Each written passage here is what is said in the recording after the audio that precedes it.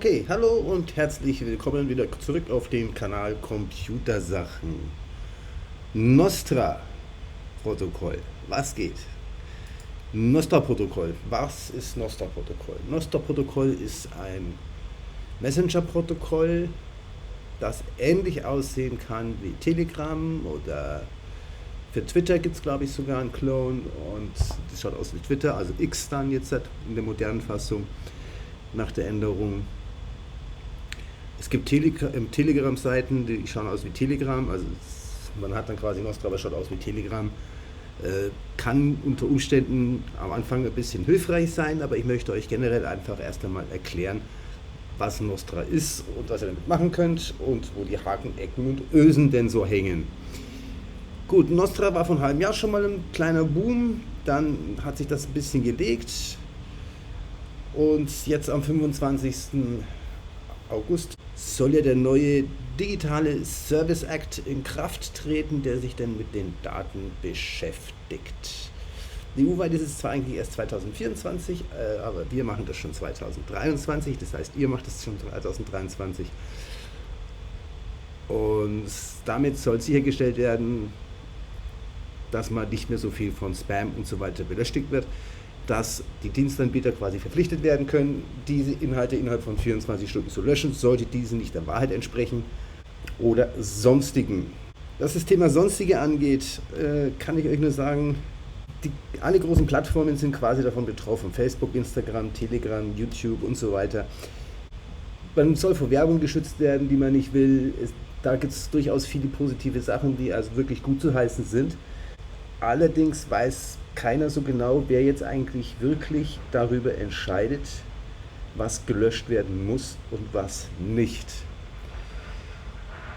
Cowboy und Indianer sind mittlerweile verboten. Winnetou ist auch so eine Geschichte und der Vater von Pippi Langstrumpf, da musste ja das Buch Pippi Langstrumpf auch umgeschrieben werden. Also ja, ich weiß nicht, wo das alles noch enden soll. Es gibt auf jeden Fall sehr viele Stimmen, die davon ausgehen, dass es zu einer großen Löschwelle in den sozialen Medien kommen wird, mit allem, was da nicht so konform ist mit dem System der Wahrheit halt. Ne? Und ich mache euch einfach die Bitte, macht euch selber schlau, fragt mich nicht nach meiner Meinung, googelt einfach nach Themen, die euch interessieren, geht mal die aktuellen Nachrichten durch, googelt das, hinterfragt das, schaut euch alternative Medien an, was die darüber berichten und bildet euch mal wirklich eine eigene Meinung zu diesem ganzen Thema, die ihr habt. Okay? Hier geht es also nicht darum, jetzt einen Verschwörungstheoretiker oder sowas abzustempeln oder zu sagen, was richtig oder falsch ist. Das muss jeder für sich selber entscheiden und das ist seine Meinung und diese Freiheit sollte er haben, dass er diese Meinung auch haben darf. Das ist auch wieder so ein Punkt in der heutigen Gesellschaft, der nicht so gern gesehen wird, dass eine eigene Meinung hat, vor allem nicht, wenn sie nicht der Allgemeinheit entspricht. Gut, sei es drum. So viel zum Thema erst einmal rundherum allgemein. Also das haben wir schon viele versucht, viele groß waren sie jetzt nicht, also auf jeden Fall haben viele versucht, den großen Platzhirschen, Facebook und so weiter, den Rang abzulaufen. Da hatten wir Mastodon und ein paar andere. Und jetzt steht halt Nost auf dem Programm und das heißt nichts anderes wie Notes of Stuff Transmit by Relays. Zu gut Deutsch Notizen und andere Sachen übermittelt durch Relays, wobei Relays wieder für Server steht. Das ganze System basiert auf Schlüsseln. Kennt ihr vielleicht von SSH, wenn ihr schon mal ein bisschen was damit gemacht habt. SSH-Keys zum Beispiel habt ihr auch einen privaten und einen öffentlichen Schlüssel. Der öffentliche Schlüssel wird hinterlegt, den kann man dafür verwenden, Kontakt herzustellen. Und den privaten Schlüssel braucht man, um an die Daten quasi zuzugreifen. Nost macht jetzt Folgendes. Es wird ein öffentlicher Schlüssel hinterlegt, an dem seid ihr zu finden. Der wird generiert, nur speziell für euch. Bei dieser Generierung erstellt ihr auch einen privaten Schlüssel. Mit diesem privaten Schlüssel, das ist quasi euer Passwort, meldet ihr euch dann bei Nost an. Ja? Und Das steht hier auf der Seite von Nostra auch nochmal alles ganz gut beschrieben. Hier gibt es ein bisschen Videos. Ist natürlich alles wieder klar in Englisch. Darum mache ich euch dieses deutsche Video. Damit habt nur ihr mit eurem privaten Zugriff auf eure Daten, um diese zu ändern. Sehen kann eure öffentlichen Posts jeder. Verändern oder sonstiges kann man sie nur mit eurem privaten Schlüssel. Deshalb sage ich, dieser private Schlüssel ist genauso wie eure Bitcoin Wallet Seed Phrase nicht für zweite, dritte Augen bestimmt. Das gehört nur euch. Das geht nicht aus der Hand. Das bleibt nur bei euch. Verwahrt das Zeug sicher. Das ist der Zugang zu eurem Konto. Damit ist auch die Geschichte weg, dass man sein Facebook-Passwort nicht mehr kennt und dann auch nicht mehr an seinen Account drankommt. Weil man Handynummer und so weiter natürlich auch nie geändert hat, obwohl man schon das 5. Handy in Generationen hat. Es sind die Schwanks aus der Gesellschaft, die ich im Tagesablauf tagtäglich quasi sehe, auch und erlebe. Ich rede jetzt auch nicht alles im heißen Preis, das ist jetzt kurz, Fakt, alles mal auf den Tisch geknallt, was da kommt. Und dann könnt ihr euch das alles selber mal ein bisschen auch zu Rate ziehen. Gut, dann haben wir Nostra private Schlüssel. Das wollte ich machen, übersetzen auf Deutsch. So viel zum Thema die Schlüssel. Dann haben wir Nachrichten. Nachrichten werden von zu, also end-to-end verschlüsselt. Anhand eurer Schlüsseldaten. Kann also auch keiner ran. So, das heißt, es wird schwierig für irgendjemanden zu zensieren oder sonstiges. Vor allem, wenn man nicht weiß, wer denn dieser Account ist. Verifiziert wird bei Nostra die Identität allein mit diesem Schlüssel. Ihr könnt, wenn ihr diesen Schlüssel habt, natürlich in den Settings der App oder der Webseite, die ihr verwendet, eure persönlichen Daten eingeben, euren Namen eingeben, einen anderen Namen eingeben oder keinen Namen eingeben. Das bleibt euch völlig freigestellt. So, wenn jetzt da kein Name drin steht, kann man auch niemanden dafür haftbar machen. Hey, Edge-Badge. Ist, ja, Nostra also schon eine gewisse Spezialität, die man da einfach mal auf den Tisch bringen muss. Ich gehe allerdings auch nicht davon aus, dass Nostra, so wie es im Moment ist, die Zukunft sein wird. Aber es ist der Weg in eine richtige Richtung und wenn man das System jetzt nicht mehr benutzt und an die Grenzen bringt und weiterentwickelt, wird es auch wieder im Sande verlaufen und wir bleiben wieder bei zentralen Apps. Zentrale Apps, ich sag Messenger, WhatsApp,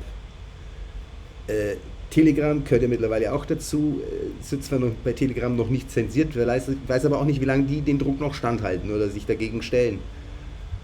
Man kann es nicht sagen, also man kann aber jederzeit hergehen, sich so ein Konto mal anlegen bei Nostra und damit ein bisschen rumspielen und erste Erfahrungen sammeln. Gut, dadurch werden auch natürlich Fehler bekannt, die sollte man natürlich dann auch merken, wenn man was sieht. Man sollte die Leute auch anschreiben, hey, hier, das ist nicht gut, das passt nicht, das funktioniert nicht. Also Nost ist auch basiert auf Open Source quasi und da solltet ihr auch einfach wirklich mal Teil dieser Gesellschaft, dieses Teilbereichs werden. Software, die durchschaubar ist, Software, die kontrolliert ist, die gelesen werden kann, wo man sagen kann, hey, das hier ist nicht korrekt, was hier in dem Source Code drin steht. Da steht drin, da hat jeder Zugriff auf mein Konto, wenn er das will. Das kann man bei Open Source eben einfach herausfinden. Das ist eben dann hier auch wieder nicht der Fall. Das geht man hier auch nicht machen. So, auf der Homepage von Nostra hatte ich schon jetzt gerade ganz kurz, findet also wirklich viele interessante Sachen, die ihr so brauchen könnt. Lasst euch einfach auf Deutsch übersetzen. Ist immer ganz nett, ganz lustig. So, dann zeige ich euch noch eine andere interessante Seite. Die habe ich euch auch im Homepage-Artikel, den ich in der Videobeschreibung verlinke, auch verlinkt. Hier findet ihr einige unserer Lieblingskunden, also das heißt Lieblingsclients, also Clients sind Kunden im Englischen, ja, aber es ist halt die Anwendersoftware für den Endbenutzer. Na, so, da haben wir hier Internet, das sind also Webseiten, die ich verwenden kann. Snort ist zum Beispiel einer, der ist zum Beispiel ganz gut, den finde ich ganz gut. Satellite ist mir einfach irgendwie so ein bisschen zu einfach. Mit Iris hatte ich ein bisschen Schwierigkeiten. Und probiert das so aus, was euch da so am Herzen liegt, was euch gefällt. Es läuft noch nichts fehlerfrei, es ist alles ein bisschen eigen. Und dann gibt es ja auch noch irgendeine Typ Tools, kommt dann wahrscheinlich später noch. So, dann haben wir iOS. Für iOS gibt es Stamos, den verwende ich zum Beispiel. Und dann gibt es also hier noch diese prima Nostur, Nos. Dann gibt es Apps, die sind für iOS und Android. Das man mit anderen Leuten vielleicht zusammen das erkunden will. Der eine hat ein iOS, der andere hat ein Android. Vielleicht sowas mal nehmen. Dann gibt es die reinen Android-Apps. Und dann gibt es hier noch Leitfäden und so weiter, was man alles braucht. Dann gab es hier noch eine Seite mit Tools, die man noch verwenden kann. Die sind jetzt aber hier nicht. Ich muss mal gucken, die sind hier auch irgendwo. Da gibt es dann auch einen Profileditor, wo ihr ein Profil bearbeiten könnt. Das könnt ihr aber in jeder App oder Webseite auch machen. Aber dann gibt es dann hier nochmal so spezielle Tools. Das mal dazu zusammengefasst. Okay. Nehmen wir mal einfach Snort. Zeige ich euch mal, wie das aussieht. So, das ist Snort. Ich bin jetzt also angemeldet. Ich bin angemeldet. Ich brauche kein Kennwort eingeben, gar nichts. Das läuft alles automatisch über meinen Schlüssel. Mit meinem Key bin ich automatisch angemeldet. Okay.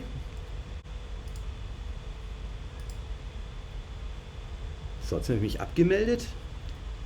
Dann machen wir Login. So, dann machen wir hier jetzt mal, was ihr jetzt machen würdet. Ihr würdet sagen, Create New Account.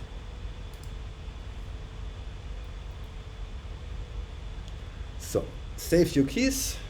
Dann könnt ihr noch eure Sprache einstellen. Gibt es kein Deutsch. Das finde ich an der Seite übrigens ganz nett. Allerdings stellt es jetzt gerade mal wieder nicht um. Finde ich jetzt wieder nicht nett. Aber okay, gut.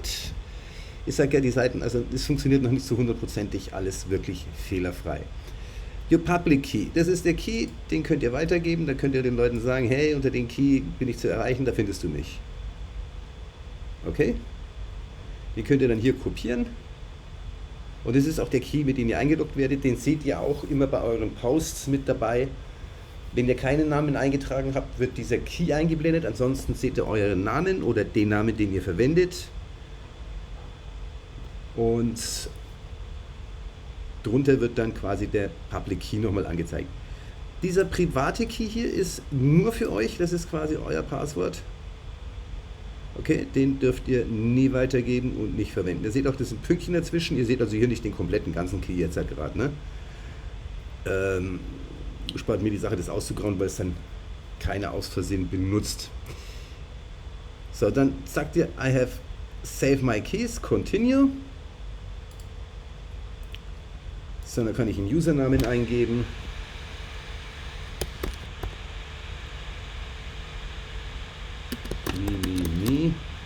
Oh, finde ich nett. Profilbild hätte ich noch angeben können. Dann kann ich jetzt hier gleich noch ein paar Leute auswählen, denen ich folgen möchte. Frage ist natürlich, ob er die kennt. Das ist eine Geschichte. Also das mit dem Social Media Angebot, das erkläre ich euch gleich. Wir sagen Donne. Und haben jetzt natürlich hier nichts leer. Ne, unter global sind ja so die letzten Posts, die anderen Leute so gepostet haben. Man sieht, hier sind auch alle möglichen Länder schon vertreten. Also es ist nicht so, dass das hier nicht genutzt werden würde. Das meiste wird hier in Englisch geschrieben. Ich habe schon gesucht nach einer deutschen Gruppe, habe noch keine gefunden. Vielleicht mache ich selber ein kleines Relay und setze eine Gruppe auf. Muss ich noch gucken. Und kann ich noch nicht sagen. So, und das ist eigentlich, hier habe ich eine Nachricht zum Beispiel, hier gibt es einen neuen Post. Ich kann zwar jetzt kein, ich würde sagen Chinesisch, aber Pending GitHub.io, das heißt, da hat irgendwie jemanden was gepostet, was Neues, das betrifft wahrscheinlich wieder Nostra oder sowas. Und das betrifft auf jeden Fall Nostra.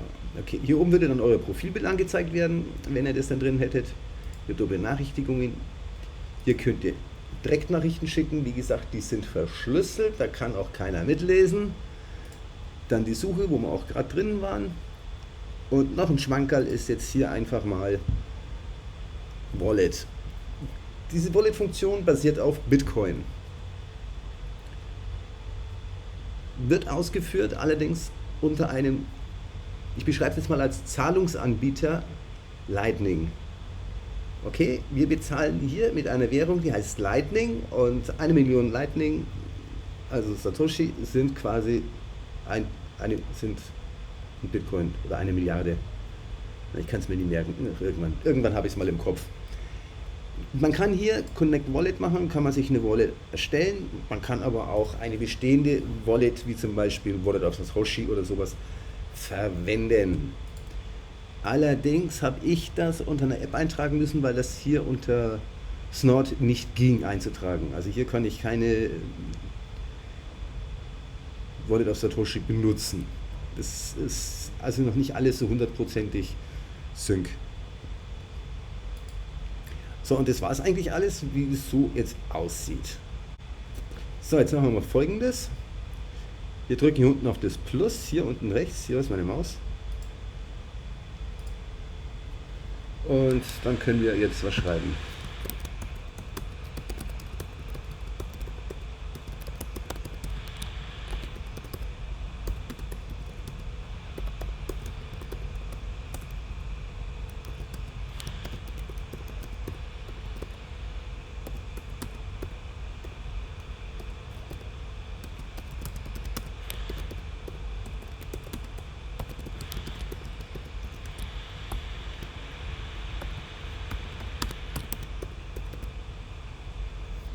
So, haben wir also geschrieben, das passt.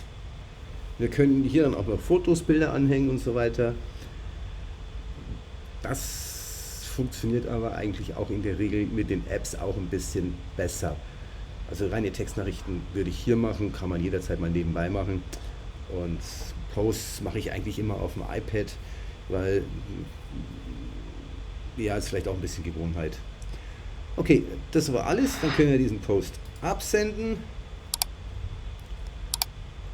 Und damit ist er weg. Hallo, das ist mein erster Post. Ich bin aus Deutschland. Gibt es da Gruppen oder Chats? Fragezeichen. Danke. Und ja, das wird jetzt ein bisschen dauern, bis das hier irgendwann mal vorangeht, bis da was kommt. Das war jetzt einfach mal auch ein Post verfassen. Also es ist wirklich auch sehr einfach und so simpel. Ich habe hier eine Kommentarfunktion. Ne?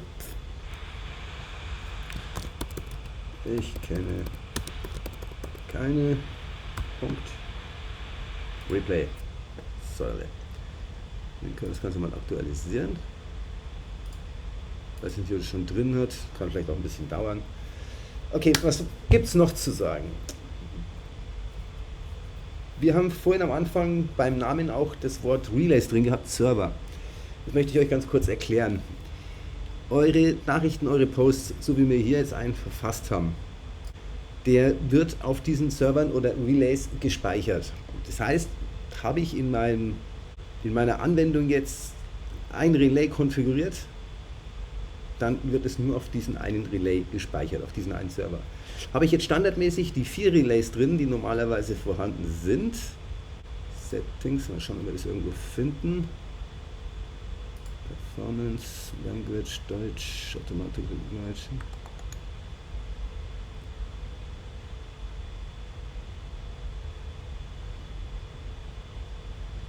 Naja, die gibt es auf jeden Fall irgendwo. Irgendwo kann man die Relays hier einstellen. Ballot Donated. Subpool, das ist Bezahlen, Account, Relays. So, da sind sogar ein bisschen mehr Relays drin. 2, 4, 6, 7 Relays. Auf diesen 7 Relays, Servern, wird jetzt quasi meine Nachricht gespeichert, mein Post und die Kommentare dazu. Erweitere ich jetzt auf 20 Relays, also gebe ich jetzt hier unten noch mit Add 20 Relays an, dann wird es auf diesen 20 Servern gespeichert. Das heißt, würde jetzt einer 5 Server abschalten, hätte ich immer noch 15 Server, wo meine Nachricht gespeichert ist. Das ist zum Thema dezentral. Irgendwo muss das Zeug gespeichert werden. Das wird hier so gelöst. Wenn ich jetzt natürlich hergehe und ich mache mein eigenes Relay auf, betreibe meinen eigenen Server und lösche hier alle Relays raus und habe bloß noch meinen eigenen Server drin, dann ist das nur noch auf meinem eigenen Server gespeichert. Da können die, ja, da musst du schon vorbeikommen und hier den Schalter drücken, wenn du das Ding ausschalten willst. Ist also, ja, es bleibt dann quasi nicht mehr dezentral, sondern es ist dann zentral bei euch. Ja, ansonsten mit den mehreren Relays könnte man sagen, jedenfalls dezentral. Okay, dann gibt es hier noch mehr Relays, da sehen wir schon, die sind offline und die sind online. Das war es jetzt mal zum Thema zu diesen Relays und wie die Oberfläche aussieht und wie man es im Groben und Ganzen kurz mal beleuchtet, wie das funktioniert und wie man es handelt. Nehmen wir uns ein anderes Thema vor. Social Media lebt ja bekanntlich davon, dass einen Themen vorgeschlagen werden, die einen interessieren. Also es wird, irgendjemand sammelt die Daten über euch und schlägt euch dann vor, aufgrund eurer Interessen, was euch anschaut, was dich interessieren könnte. Das macht YouTube so, das macht Facebook so, das macht Instagram so. Das ist euer Kontext. Okay, dieser Kontext wird jetzt hier bei Nostra nicht erstellt. Es gibt keinen Kontext. Es wird euch hier nichts empfohlen. Das kennt ihr vielleicht, wenn ihr Telegram nutzt, auch. In Telegram müsst ihr eure Leute schon selber zusammen sammeln, die ihr braucht, die ihr kennt, und euch auch die Gruppen empfehlen lassen oder euch einladen lassen, weil ihr selber nicht wisst, wo welche sind. Und genauso funktioniert es hier auch. Es gibt also niemanden, der eure Daten abgreift, sammelt, auswertet und dann euch einen Kontext anbieten, der euch interessieren könnte. Das zum Thema dazu. Ich glaube, jetzt haben wir eigentlich alles soweit ein bisschen abgedeckt. Ich habe im Homepage-Artikel auch nochmal meinen öffentlichen Schlüssel hinterlegt. Wenn ihr Nostra installiert, euch damit spielt und es mal testen wollt, könnt ihr auch mal eine private Nachricht schicken. Ich werde dann auch antworten. Gut. Ansonsten ist eigentlich alles gesagt, was jetzt dazu gesagt worden ist. Fragen gerne in die Kommentare, erkläre ich euch dann gern anderweitig mal ein bisschen, wie das funktioniert in einem weitergehenden Video, wenn sich da ein paar Themen sammelt, falls Nostra überhaupt jemand interessiert. Okay, gut, dann geht's weiter aufs iPad und da schauen wir uns nochmal ganz kurz den Damos an. Das ist also das Softwarepaket, was ich verwende. Und ihr seht ja auch gleich, ich komme hier rein. Das ist jetzt vielleicht eher was, wie euch das schon besser gefällt. Das ist ein Post vom 18. August, ist noch gar nicht so alt. Das ist ein Buchprojekt. Und da seht ihr auch, hier ist auch Bild dabei. Dann, das ist irgendein anderer, den habe ich mal als Follower abonniert.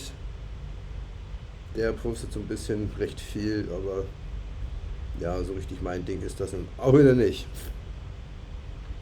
Notes and Replays, da kann man gucken, was es so an Antworten gibt. Da ist aber auch noch nicht viel drin, wie man sieht. Dann habe ich noch ein Dienstleistungspaket angeboten, ist auch geladen. Das mal so ein Thema dazu. Dann haben wir hier unten die Glocke, da werden unsere Nachrichten angezeigt, Erwähnungen. Zaps sind die Bezahlungen.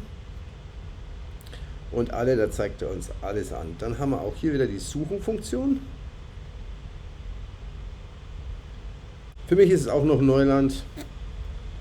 Dann haben wir hier unsere Homepage. Da sind wir wieder da, wo wir vorhin eingestiegen sind.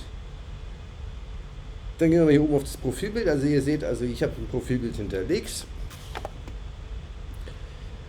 Da können wir auch das Profil dann bearbeiten. Da werden dann auch nochmal die aktuellen Posts angezeigt, die ich so gehabt habe. Manchmal braucht es ein bisschen beim Laden, das hängt immer so ein bisschen davon ab, wie die Relays laufen, wo die sind, wie die Verbindung gerade zu denen ist.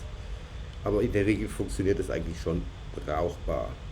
Okay, ich habe schon 7 Relays habe ich. Okay, gut. Das steht hier oben. Also hier seht ihr jetzt zum Beispiel, ich kann das so in dem Sinne jetzt eigentlich auch nicht zeigen. Doch, ich kann mit der Maus hier drüber fahren. Ne, das bringt euch auch nichts. Ja, also oben rechts, da steht jetzt der Schlüssel zum Beispiel 10XZ. Wenn ihr das seht unter den Vogelstraußen, die uns da so angucken, da zeigt jetzt auch wieder mein Bild nicht an. Dann einem folge ich, dann habe ich 0 Follower und 7 Relays habe ich konfiguriert. Dann habe ich den Post hier. Das sind mal so ein bisschen die Sachen. Dann hätte ich hier meine Wallet. Die war eigentlich eingerichtet. Na okay, gut. Komm. Nehmen wir das mal nicht so. Dann kann man das stumm schalten. Ne? Dann kann man also Leute blocken, wenn sie nerven. Die Funktion, die ich über alles liebe. Dann habe ich hier die Einstellungen zu den Relays. Ihr seht jetzt wieder, das ist eine andere, es ist nicht die Web-Oberfläche, sondern es ist eine andere App. Und da habe ich eben andere Relays drin. Es variiert immer so ein bisschen, aber was soll's. Wir wollen ja nicht wählerisch sein.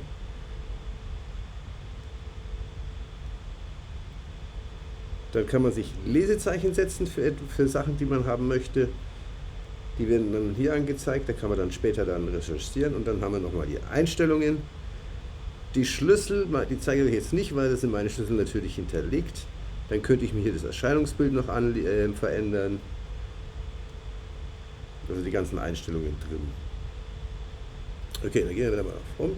Dann machen wir hier unten rechts mal jetzt das Plus und schreiben noch einmal dieselbe Nachricht, die wir eigentlich vorhin schon geschrieben haben. Und zwar,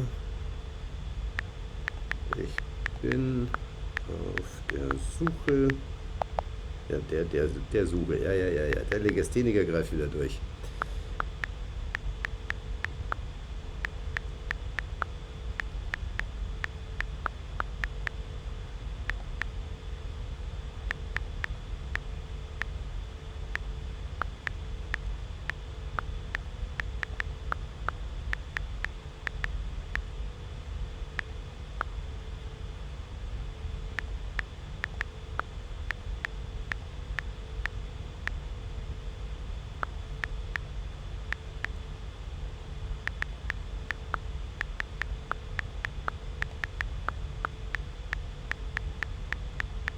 Ich schreibe das jetzt auch ganz frech in Deutsch. Bin ich nicht so, da könnte ich jetzt auch, hier unten seht ihr auch, da habe ich wieder so ein Fotoapparat-Symbol, da könnte ich auch ein Foto dazu fügen. Ich kann Bilder auswählen, die ich noch auswählen möchte. Ja gut, da habe ich jetzt aber irgendwie nichts Passendes, was ich irgendwie gern posten würde. Also lassen wir das einfach mal weg. So, schicken das Ganze so ab, teilen. Und das Ding ist draußen. Und ihr seht es jetzt auch oben, es wird oben angezeigt. Ich bin auf der Suche nach einer deutschsprachigen Chat. Ja, das heißt, da ist jetzt ein Cut draus gemacht.